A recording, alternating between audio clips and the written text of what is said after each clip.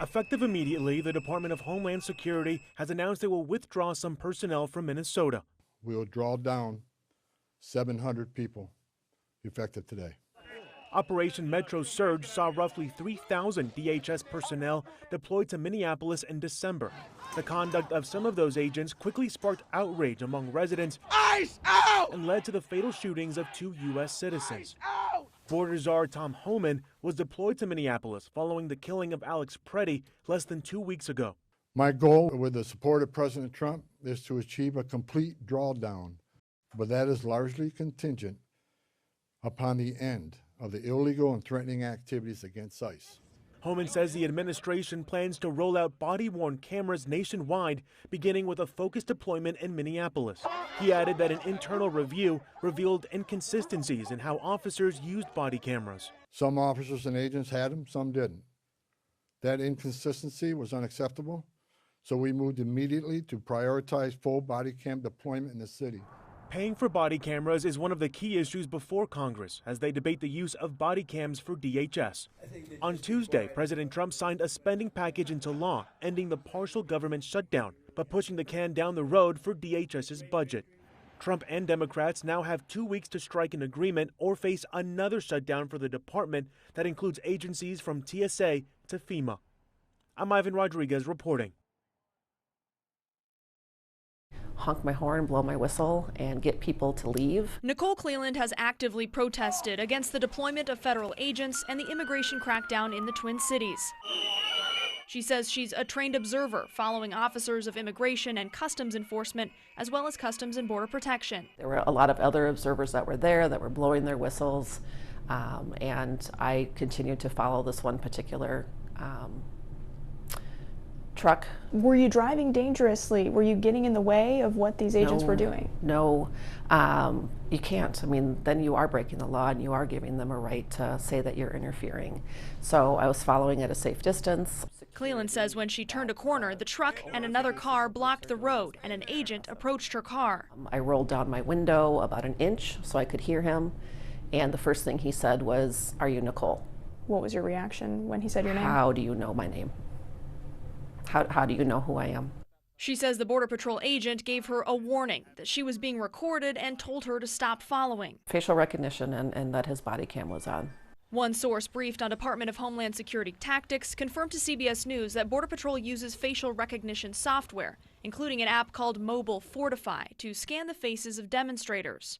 Cleland's experience is detailed in a lawsuit filed against DHS, including what she says happened 3 days later. Checked my email just like I do every morning and saw an email that said the status of your global entry has been changed. And so I went and logged in to global entry, and it says right on the front, it says the date of 1/13/2026 revoked. How long had you had global entry? Since 2014. So you would no longer be able to go through that shorter line while you're traveling? Yep. And in all honesty, I don't care about that. It isn't about losing that privilege. It is about how I lost the privilege. Just says, we regret to inform you that your membership in global entry has been... Cleland says she wasn't given a reason for her change in status and says it should have been active for 3 more years. In a sworn statement, she says, quote, "I am concerned that the revocation was the result of me following and observing the agents. This is intimidation and retaliation." CBP tells Cleland it can revoke this clearance without providing a reason. In a statement, a spokesperson for Customs and Border Protection said there has been no new directive from CBP on global entry revocations. Body-worn cameras are utilized to document encounters and are not equipped with CBP's facial comparison technology. Showing that. I don't want this. Okay. It's been 3 days since these 2 boys have seen their parents. Their mom and dad, Reynaldo Chirino and Cris Estefani, dropped them off at school in Chula Vista Tuesday morning, but never showed up to pick them up. Shortly after school drop-off, ICE stopped and arrested them. And there was a voicemail, and I could hear the ICE agent in the background saying that she had opportunity to call and figure out who's going to pick up the kids. ¿Qué vas a querer para tu cumpleaños? Itzel Jimenez got the call that the pair had been detained. She's a family friend who, with the help of a temporary caregiver authorization affidavit, has stepped in to care for the boys ages 12 and 4. They have no other family nearby. It was either they were going to go to CPS because no one was going to pick them up, or they're going to come with somebody that they knew. So I decided to just take them. The couple from Venezuela and Colombia are now detained at the Otay Mesa Detention Center. Reynaldo called me from inside the facility. He says they're a hard-working family with no criminal record here or back home, who came to the country legally in 2022 under temporary protected status for Venezuelans. He says he had a valid work permit and worked with his wife cleaning offices. That legal protection has since been revoked for all Venezuelans by the Trump administration, which means he fell out of legal status. ICE didn't respond to my questions about the couple's case. Wow, Itzel, who has 2 kids of her own, is now raising money, trying to find an attorney to take on the case while she cares for the children. Thursday, she had to surrender the boys' family dog to a shelter, unable to find someone to help care for her. For the kids, enough is enough for them, and I need to give them stability while I can.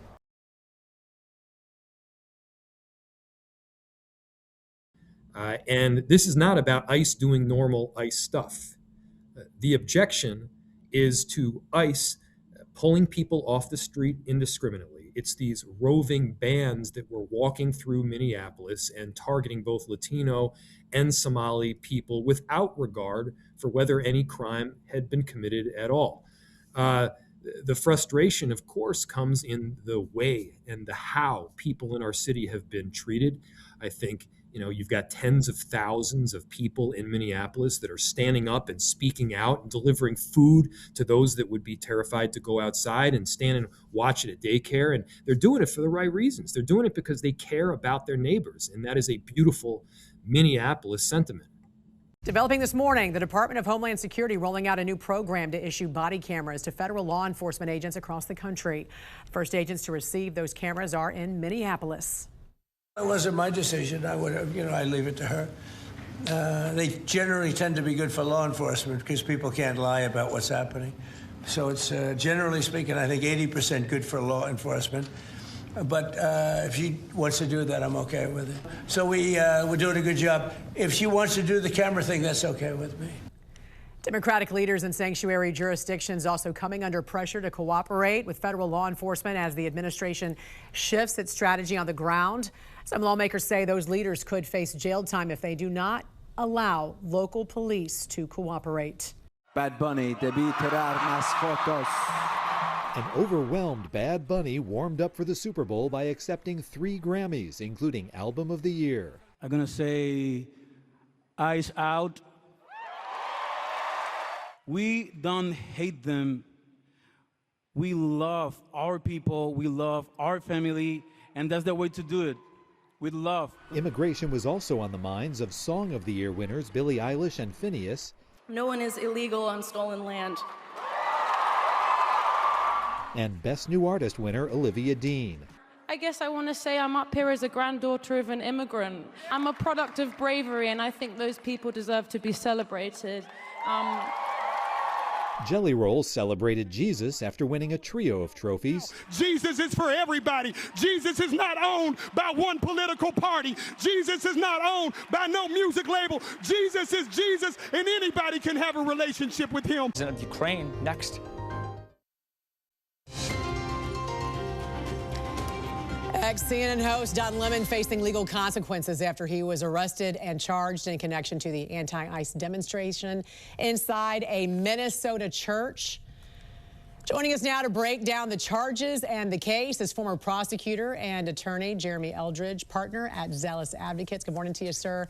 How did the DOJ finally get charges against Don Lemon and these other defendants, since initially we saw a federal magistrate judge refuse to file charges, even an appellate judge at one point also refused? How did those charges finally come about? Well, first off, what you have to acknowledge here is that it's very uncommon for charges to be brought to a magistrate, which is a version of a federal judge, and for that federal judge to not sign the initial warrant. And the point of that is that the judge didn't find that there was probable cause to believe that Don Lemon committed a crime. And so what the United States Attorney's Office did is they bypassed that magistrate. They went to a grand jury, which are citizens from across the state that hear cases on a regular basis and make the same determination. They believe there was probable cause, and now we have charges. They got that done pretty quickly, wouldn't you say? I mean, we're talking in a matter of days. Which, once again, is not unheard of, but it's incredibly uncommon. Obviously, they had an idea the magistrate might deny those charges, and they were trying to go through the regular process first. He has been charged with conspiracy to deprive rights and a violation of the FACE Act. Now, these are not minor charges. Walk us through what these charges actually mean and also what the punishment could be for these charges if he's found guilty. Of course. Both of these charges carry a maximum penalty of 10 years. Now, for the FACE charge, which was originally meant to conduct reproductive clinics, but also delves into protections for First Amendment like religious activities, first-time offenders usually going to get 6 months and a fine. For the other charge, which is the classic charge for somebody that is violating constitutional rights, that charge carries 10 years. However, in that case, you have to have 2 or more individuals because it's a conspiracy and they intend to injure, or to disrupt activity. So different elements, but very similar facts. Lemon says he was covering the protest as an independent journalist. Deputy Attorney General Todd Blanche said he was actively involved with organizing it. Let's listen to what Blanche had to say. Nobody in this country should feel comfortable storming into a church while it's ongoing and disrupting that church service and thinking that we're just going to stand by and let that happen, because there is a statute that does not allow that to happen. It doesn't matter if you happen to be a former CNN journalist. It doesn't matter if you're a rioter. It doesn't matter if you think you're peacefully protesting. You are not allowed to do that. Where is the legal line between journalism and participation or organization or knowledge? Does calling yourself also a journalist automatically shield you from criminal liability? Well, we want journalists to have this shield. That's the constitutional right that exists. Where we draw the line is when you're organizing, when you're part of that mission, not necessarily there to cover it, which means gathering information so that it can be later disseminated to the public. I think it's a little more difficult in this day and age to define what a journalist is, which is why the court is going to have a very difficult time deciding whether these protection extends to freelance journalists, bloggers, right, internet sleuths. Where are we going to draw that line? I mean, everybody can be a journalist these days, right? We have them all the time on X, on Facebook, on Instagram. In fact, sometimes that's some of the best stuff you see is from people who are out and about, who happen to be at the scene, at the place, covering this. So where is that? Could anybody be a journalist? Anybody can be a journalist, but their activities are going to be determinative of whether they're acting in that capacity. So, for instance, if I'm covering a bank robbery and I'm just there covering the bank robbery, I'm a journalist. But at the moment I become a getaway driver, obviously I have some culpability here. So if Don Lemon is actively engaging in what doors to enter through, what doors to exit through, how to handle the protest inside of the building, he's going to have a problem in a courtroom. Very quickly, what if you know about the bank robbery and you say, let me go film it. I'm going to go film it when you're there. Let me know when you go. Does that cross the line? That's exactly what people are saying. Are you an accessory before the fact? Do you have some level of accomplice liability here because you engaged in a planning activity as opposed to just being embedded? That's going to be the seminal question for this court. Exactly. You just happened to be there when it was happening. All right. Former prosecutor and attorney Jeremy Eldridge, partner at Zealous Advocates. Great to have you, sir. Thanks so much for joining us this morning. We appreciate it. New information also out this morning about the case against former CNN host Don Lemon after he was arrested on Friday and charged. Lemon has been charged with violating the FACE Act as well as a conspiracy charge after an anti-ICE demonstration that disrupted a church service in St. Paul, Minnesota. Lemon claims he was covering the protest as a journalist. However, Deputy Attorney General Todd Blanche said Lemon was actively involved with organizing it.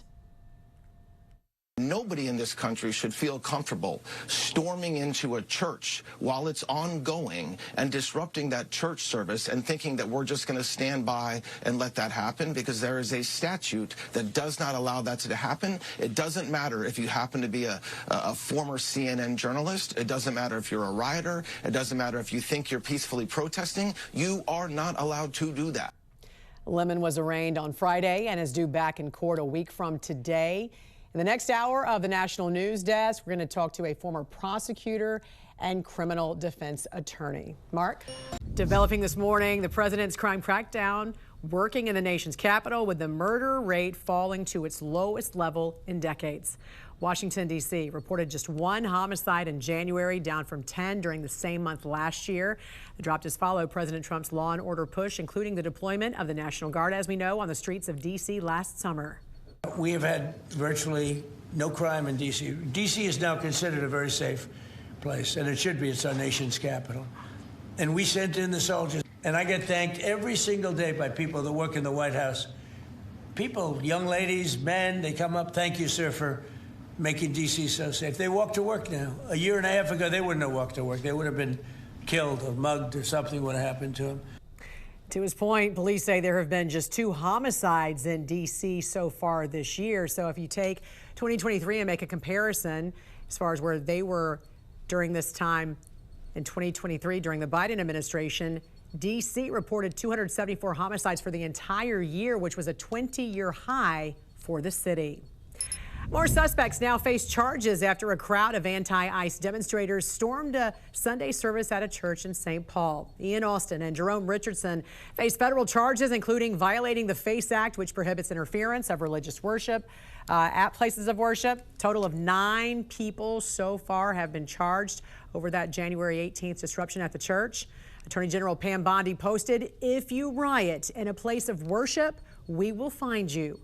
Former CNN host Don Lemon also facing legal consequences after he was arrested and charged in connection with that demonstration as well. This morning, the Trump administration taking steps to increase transparency in the federal immigration operations underway in Minneapolis. DHS Secretary Kristi Noem said agents will immediately start wearing body cameras. This does come after weeks of violent anti-ICE demonstrations and protests that have interrupted operations there. It wasn't my decision. I would have, I leave it to her. They generally tend to be good for law enforcement because people can't lie about what's happening. So it's, generally speaking, I think 80% good for law enforcement. But if she wants to do that, I'm okay with it. So we're doing a good job. If she wants to do the camera thing, that's okay with me. Minneapolis will be the first city to receive the body cams, and the program will expand nationwide as funding becomes available. And we're seeing a growing push across the state to track down and stop ongoing fraud in Minnesota. State employees will investigate and visit more than 5,800 alleged Medicaid providers to see if they're actually operating and to see if they're actually legitimate. 13 programs have been flagged as high risk for waste, fraud, and abuse after billions of taxpayer dollars have already been stolen. Minnesota, if they allowed us to do the job, it's a mess. There's something in the water up there, and I love the state. I won the state 3 times, but I got no credit for it.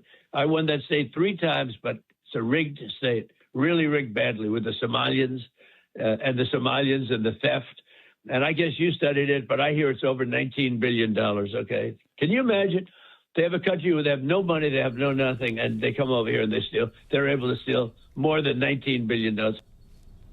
The federal government has already said it's withholding up to $2 billion in Medicaid funding if Minnesota fails to clean up the programs.